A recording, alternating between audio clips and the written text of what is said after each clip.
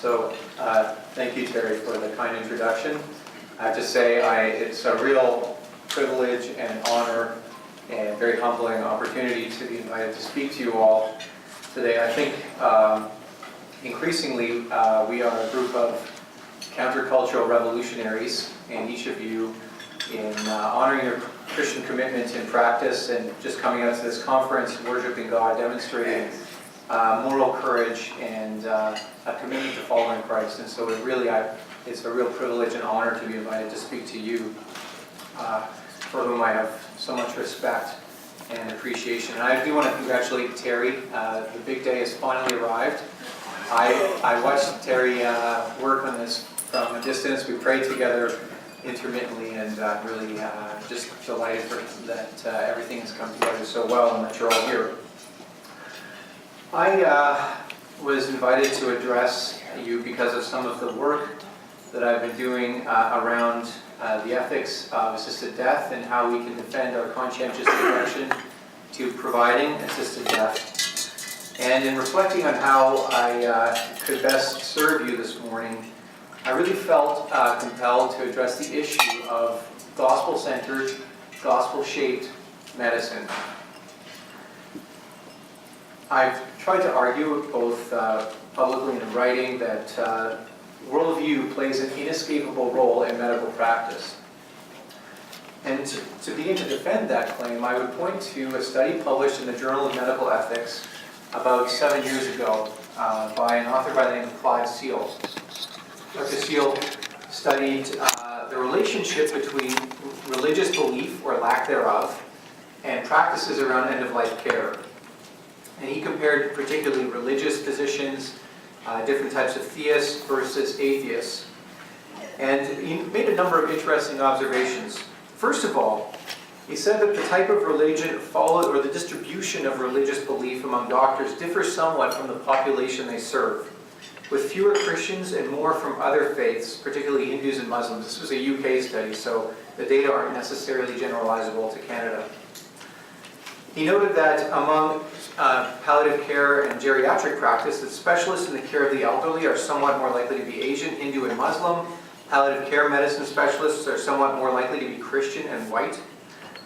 He noted that independently of specialty, doctors who describe themselves as non-religious were more likely than others to report having given continuous deep sedation until death, having taken decisions they expected or partly intended to end life, and to have discussed those decisions with patients judged to have the capacity to participate in discussions.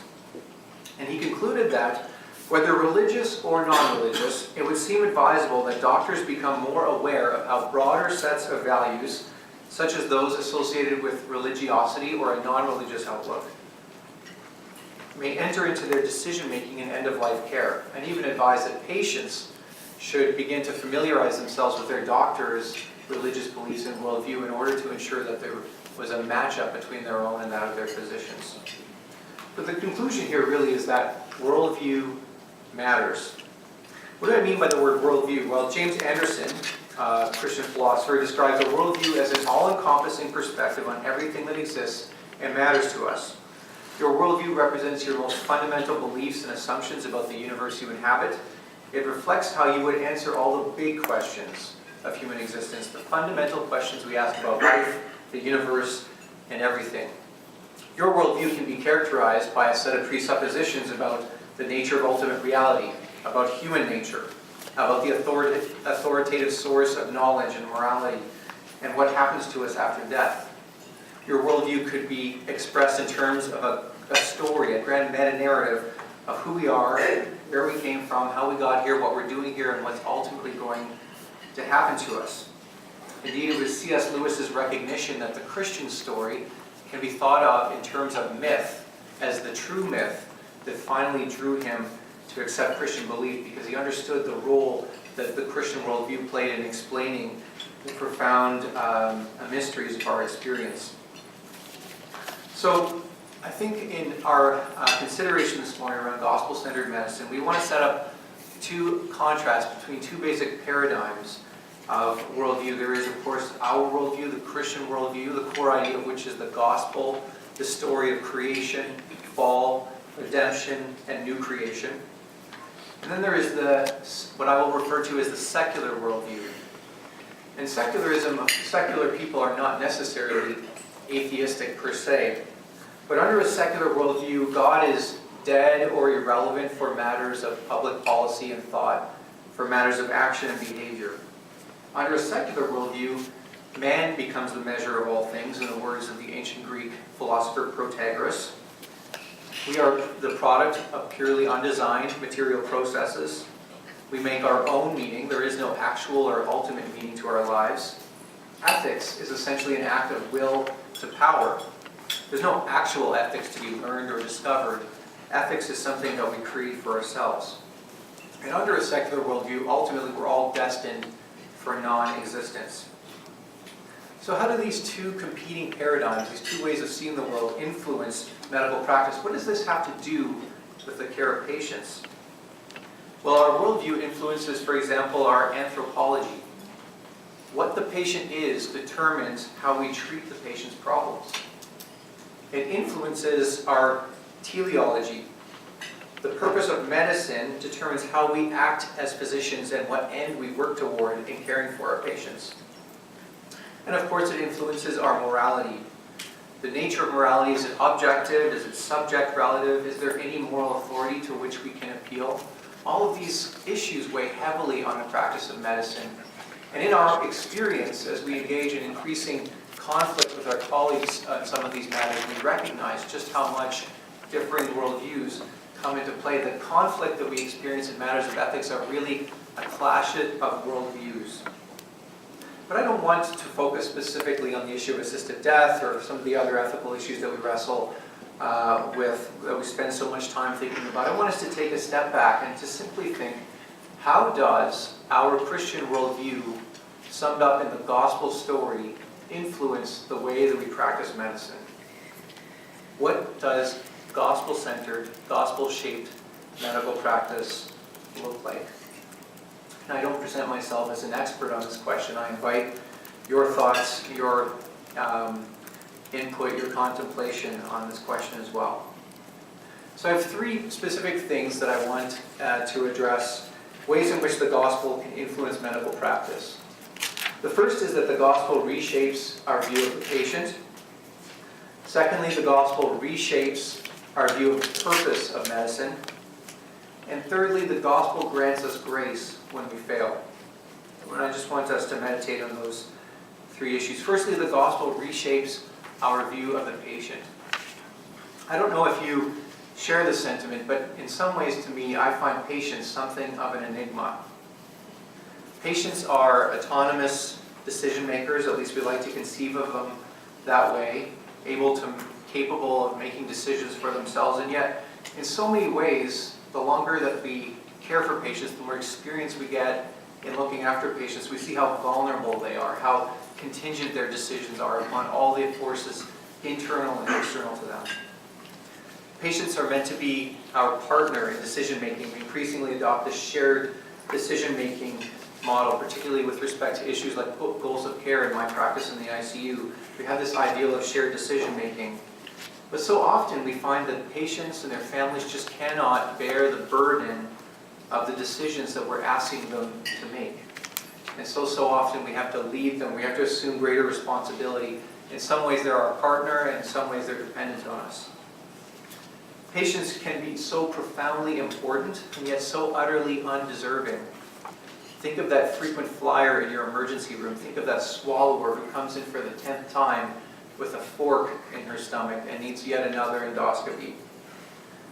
There is this tension in patients between responsibility and dependence, between freedom and need. And how are we to resolve this tension or understand what's going on? The secularist adopts essentially what I would call a reductionist view of the patient. And this view doesn't manage to resolve the tension at all. On the one hand, secularism wants to exalt the patient to the position of God. The patient becomes the absolute decision maker, free from all constraint. And increasingly, the priority of medical ethics is on autonomy, this notion of self-determination, of self-rule. Philosopher Wayne Sumner writes that a person is autonomous when a person's beliefs or aims or values or decisions are in some important sense her own. The legal scholar, Alan Arthur Leff, says that to be autonomous is to be wholly free, not only to choose for ourselves what we ought to do, but to decide for ourselves individually and as a species what we ought to be. Jean-Paul Sartre, the famous existentialist philosopher of the 50s, wrote that atheistic existentialism, of which I am a representative, declares with greater consistency that if God does not exist, there is at least one being whose existence comes before its essence, a being which exists before it can be defined by any conception of it. That being is man. Therefore, man is nothing else but what he makes of himself. This is the first principle of existentialism. So this notion of autonomy is not merely the right to make decisions in one's healthcare, but the right to define oneself, to conceive of oneself in whatever way one sees fit, because there is no other basis on which identity can be formed. So the secular worldview exalts individual autonomy and seeks to exalt the patient to the position of God. Yet at the same time, secularism's commitment to a materialist notion of ultimate reality reduces patient behavior to mere consequences of competing biophysical forces acting on the patient. This gives rise to the biopsychosocial model that we all spend so much time hearing about in medical school, at least we did when we were training 10 years ago. Alex Rosenberg, philosopher at Duke University, in his book, The Atheist Guide to Reality, writes, "Science provides clear-cut answers. There is no free will, there is no mind distinct from the brain, there is no soul, no self, no person that supposedly inhabits your body, that endures over its lifespan, and might even outlast it." He writes, "It is mistaken to believe that when we think, or rather when our brain thinks, it thinks about anything at all." So you see the consequences of this materialist reduction. There is no real moral responsibility, and autonomy, in fact, is, if anything, a mere illusion. Nancy Pearcey writes, "We could say that every concept of humanity is created in the image of some God, and because that divinity will always be lower than the biblical God, its view of humanity will also be lower. Those who dishonor God will dishonor those made in God's image. In the words of the psalmist, those who create idols will eventually become like them." The secular worldview reduces the patient to something that really is utterly lacking in autonomy and of no value whatsoever. So how might we contrast the Christian or gospel-centered view of the patient? Well, I would adopt the terminology introduced or proposed by the French philosopher Blaise Pascal in his Pensées. Pascal characterized the human condition as that of, quote, deposed royalty. As Pascal reflected on the human condition, he found it paradoxical. In his view, humanity is at once great and wretched. He wrote, "What sort of freak, then, is man? How novel, how monstrous, how chaotic, how paradoxical, how prodigious. Judge of all things, feeble earthworm, repository of truth, sink of doubt and error, the glory and refuse of the universe." Pascal pointed out the irony of the human condition. Man's greatness comes from knowing that he's wretched. A tree doesn't know that it's wretched. Thus it is wretched to know that one is wretched, but there is a greatness in knowing one is wretched. So Pascal actually formulated this paradox of our condition as an argument for the Christian worldview. He said only the gospel story of creation and fall, redemption and recreation could adequately account for this paradox. Pascal held that the gospel is a truly celestial wisdom in which these opposites of greatness and wretchedness are brought together conceptually in a way unknown to merely human doctrines. And so it is in light of the creation and the fall that we can understand how humans are deposed royalty. So in what sense does the gospel make humans royalty? Well, very simply, the idea that we were created in the image of God and in the likeness of God. Traditionally, this notion of the image of God has been conceived in terms of human capacity, our cognitive faculties, our gifts of reason and understanding. Particularly, that was how the scholastics of the medieval period conceived of the notion of image of God. But textual studies and more recent historical work on the worldview of the ancient Near East suggests that the image of God entails more about status. Many of the ancient pharaohs and kings of the ancient Near East were recorded to be the image of one of their gods. And in this sense, the image of God connoted a kind of royal status.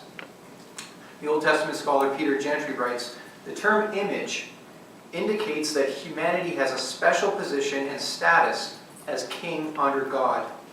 Humans rule as a result of this royal status." And elsewhere in Scripture affirms this kind of royal status. In Psalm 8, the psalmist writes, "When I look at your heavens, the work of your fingers, the moon and the stars which you have set in place, what is man that you are mindful of him, and the Son of Man that you care for him? Yet you have made him a little lower than the heavenly beings and crowned him with glory and honor. You have given him dominion over the works of your hands. You have put all things under his feet." This reaffirms this notion of royal status as the image or representative of God on earth. So it's interesting to observe that in an important sense, biblical anthropology undergirds and affirms the notion of an importance of respecting autonomy. And secondly, I would observe that image is more about status than it is about function and capacity. And accordingly, our value is more about who we are rather than what we can do. So that is the notion of royalty contained within the gospel. What about the deposed? Well, of course, we have been removed from our exalted position because of our rebellion and idolatry against God. The very exercise of our reason and faculties and authority and dominion which we were granted is now employed against the role designed for us. And Pascal himself describes this fall from God's perspective. He has God saying that man could not bear such glory without falling to presumption. Man wanted to make himself his own center and do without my help. Man withdrew himself from my rule, setting himself up as my equal in his desire to find happiness in himself, and I abandoned him to himself. So deposed royalty. So what does this mean for our practice? I think we need to constantly remind ourselves, I need to constantly remind myself of the true identity of my patient. In light of what the gospel teaches us about who we are as humans, we understand that our patients are autonomous, dignified, worthy of our respect and care, possessed of immense value by virtue of who they are, not what they can do, which is so easy to fall into, prey to the temptation of thinking about patient value in terms of what our patient's functional capacity is. And yet our patients are broken and needy, their reasoning, their desires are corrupted. And so we must not be surprised when they make decisions that disappoint us or they refuse to take our excellent advice. So that's first of all how the gospel reshapes our view of the patient. Secondly, the gospel reshapes our view of medicine's purpose. In the practice of medicine, it's always so important to remind ourselves why we are doing what we are doing. In the context where I work, in the intensive care unit, we're dealing with sick patients who get sicker and sicker, and it's so easy to add on yet another layer of life support. One of our mentors in the course of our training emphasized repeatedly that we must always understand why we are doing what we are doing, must remain sensible of the big picture. And my own reflection of this issue of the goal and purpose of medicine has really been driven by the challenges of understanding just what is justifiable conscientious objection. There are some cases of conscientious objection which I think none of us would be willing to accept, such as refusing to give a blood transfusion to a patient. These kinds of objections would be unacceptable. And so the question becomes, how do we understand where the limits of objection lie? And this really has to do with what the goal of medicine is. We say yes to a patient's wishes insofar as it is consistent with the goal of medicine, and we say no to a patient's wishes insofar as they are inconsistent with the goal of medicine. But that, of course, begs the question, what is the goal of medicine? What are we trying to achieve as physicians? In 1902, William Osler addressed the Canadian Medical Association in Montreal in a famous speech that has the rather odd title of Chauvinism in Medicine. And I have honestly no idea what he meant by that. But there is a famous quote from that speech that I would like to share. Osler said that the profession of medicine is distinguished from all others by a singular beneficence. It alone does the work of charity in a Jovian and godlike way, dispensing with free hand truly Promethean gifts. There are those who listen to me who have seen 3 of the most benign endowments granted to the race since the great Titan stole fire from the heavens. You can't say that kind of thing anymore. Search the scriptures of human achievement, and you cannot parallel in beneficence anesthesia, sanitation with all that includes, and asepsis. A short half-century's contribution toward the practical solution of the problems of human suffering regarded as eternal and insoluble. We form almost a monopoly of trust in this business. So Ozer was recognizing that medicine has the power to do unparalleled good for people. And he viewed the purpose and goal of medicine as to help the patient, to do them good, to relieve their suffering, to advance their welfare. And in the relatively homogeneous society in which he lived, the notion of the good, of what human flourishing looks like, was widely shared. There was no real disagreement about just what it meant to do someone good. But in our pluralistic society, we have increasingly divergent notions of the good.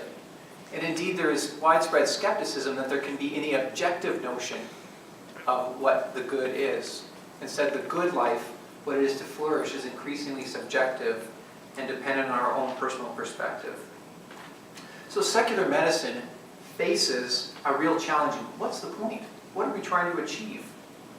So what is the secular vision for human flourishing? What makes for happiness? So the secularist has several options open to them, and I'm here summarizing some of the options laid out in a seminal work by Wayne Sumner entitled Welfare, Happiness, and Ethics.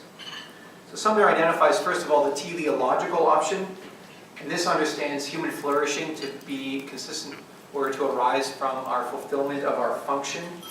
But this notion is widely rejected because it requires some objective account of flourishing that would transcend subjective preference. And so he essentially throws out this teleological mode of flourishing. There is the hedonist vision. Humans flourish insofar as they enjoy pleasure and avoid pain. There is the desire theory version, where humans flourish insofar as their desires are satisfied. And Sumner himself sets out what he referred to as a kind of happiness view. He wrote, welfare consists in authentic happiness, the happiness of an autonomous and informed subject. Now, I find it difficult to disagree with his conclusion personally, but the interesting question is, what are the things that are necessary in order to enjoy authentic happiness? And Sumner writes that his theory will endorse as prudentially valuable, that is preferred, whatever ways of life are found to be fulfilling by informed and autonomous subjects. These could be ways of life which most of us would regard as trivial or demeaning or depraved. So under the secular vision, well-being reduces to the satisfaction of authentic personal preference.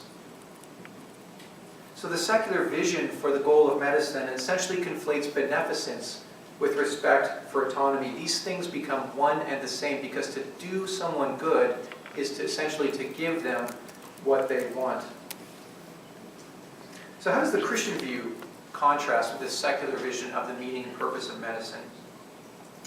Well, the Christian view of human flourishing, this is a complex, fascinating, and important topic that I'm really only beginning to scrape the surface on. The Christian view of human flourishing is one where there is unity of meaning and pleasure.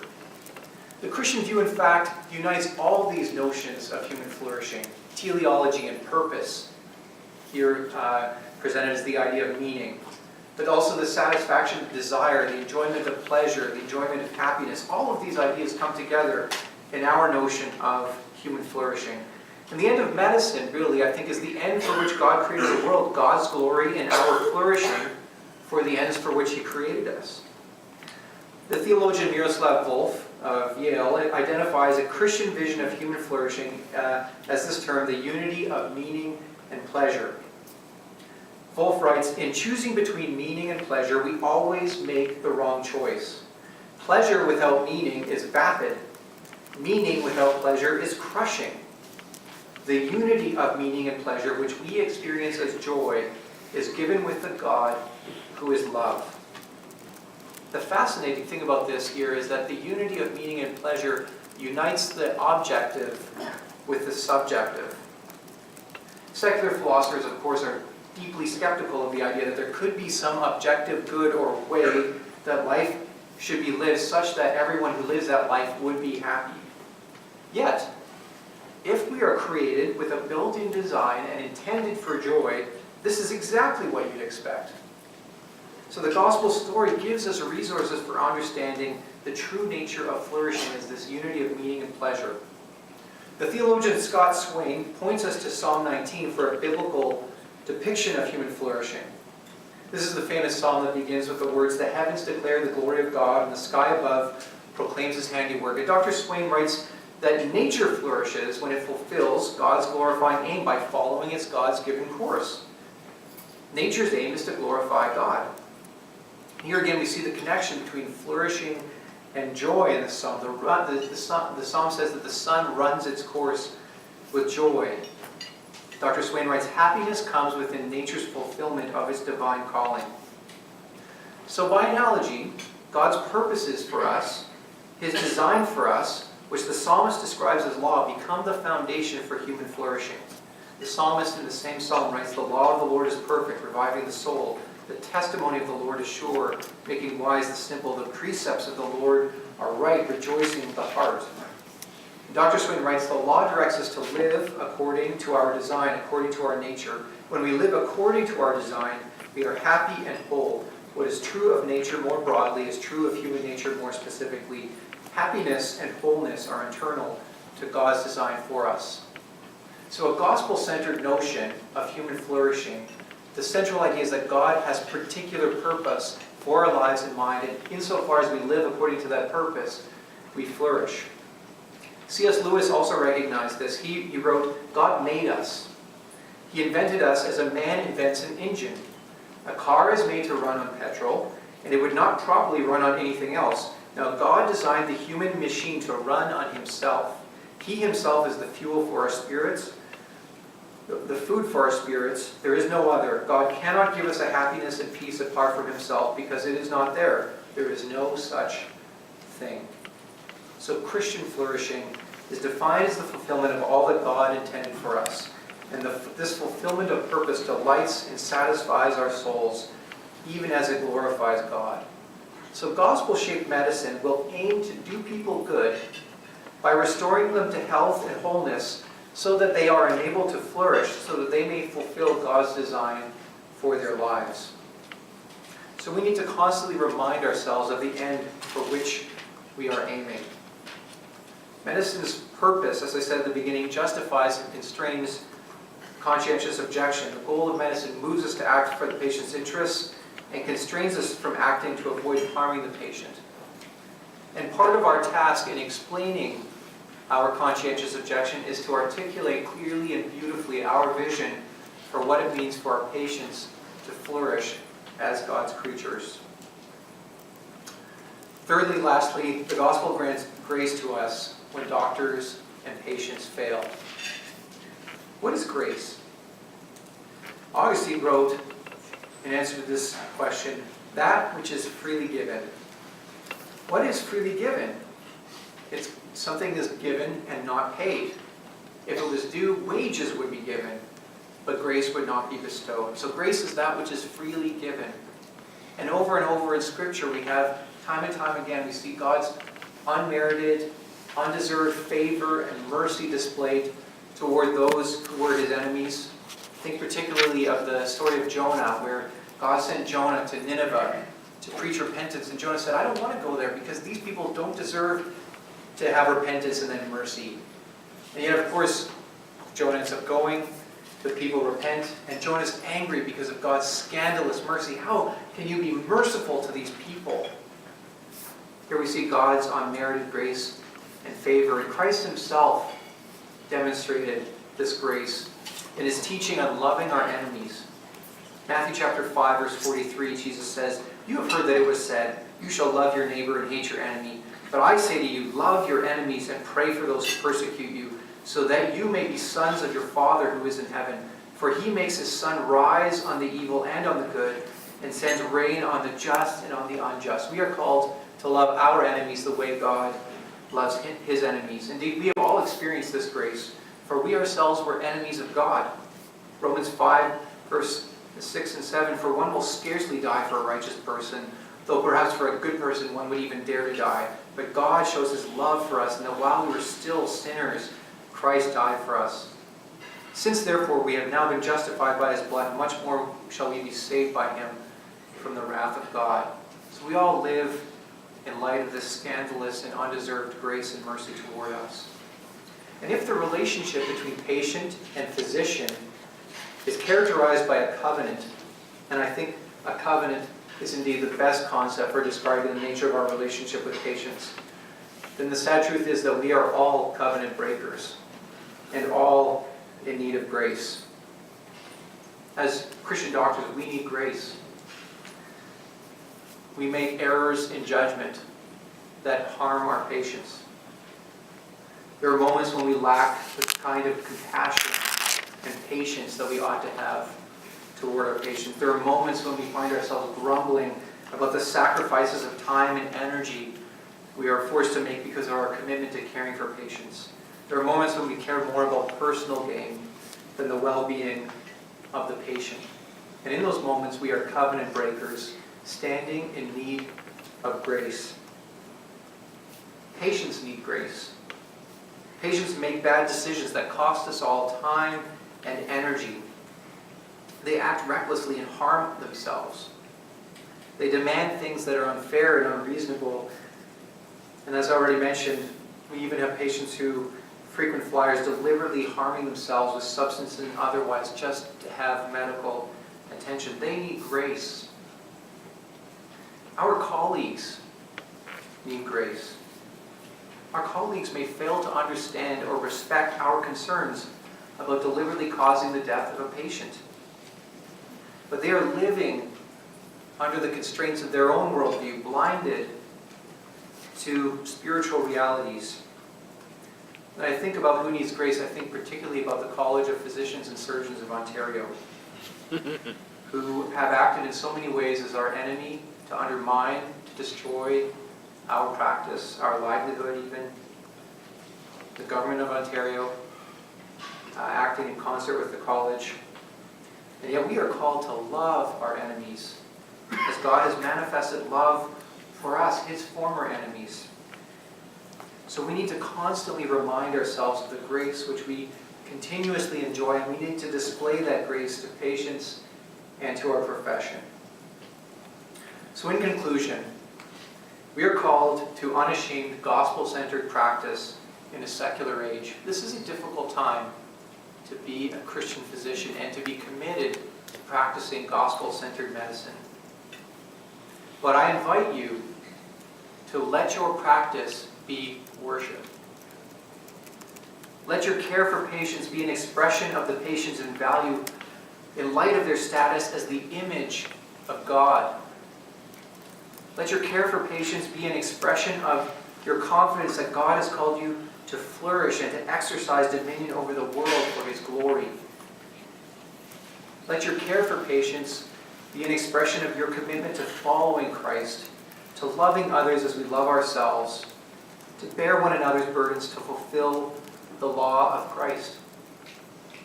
Let your conscientious objection to assisted death or abortion or whatever else issue is engaged be an expression of your devotion to Jesus. In my dialogue with colleagues, I have seen clearly the folly of seeking secular grounds for objection. On secular grounds, you can't object to anything. And I think in our conversation, in our defense of our position, we must worship no other God before Yahweh. We should point to our Christian commitment as the highest and best and only truly justifiable motivation for objecting to causing death. I object to causing patients death because Jesus is the risen Lord who created my patient. Reflect Christ to patients and colleagues by suffering patiently. Jesus said, "Take up your cross and follow me." And medical practice as his disciple will sometimes involve taking up the cross. And some of us have suffered. There are 5 very brave physicians here in Ontario who are speaking for the rest of us, gone public for the rest of us. who have taken up their cross, and some of us may suffer, some of us may lose opportunities as a consequence of our commitment to following Christ. But we have a reward to look forward to, and that is what I would close. Gospel-centered practice practices in the hope that one day we will be out of a job. We'll be retired forever. Isaiah 25, verse 6 says, "On this mountain the Lord of hosts will make for all peoples a feast of rich food, a feast of well-aged wine." Carrie, there's your fun. "Of rich food full of marrow, of aged wine well refined, and he will swallow up on this mountain the covering that is cast over all peoples, the veil that is spread over all nations. He will swallow up death forever. And the Lord God will wipe away all tears from all faces, and the reproach of his people he will take away from all the earth, for the Lord has spoken. It will be said on that day, Behold, this is our God. We have waited for him that he might save us. This is the Lord. We have waited for him. Let us be glad and rejoice in his salvation." Thank you very much.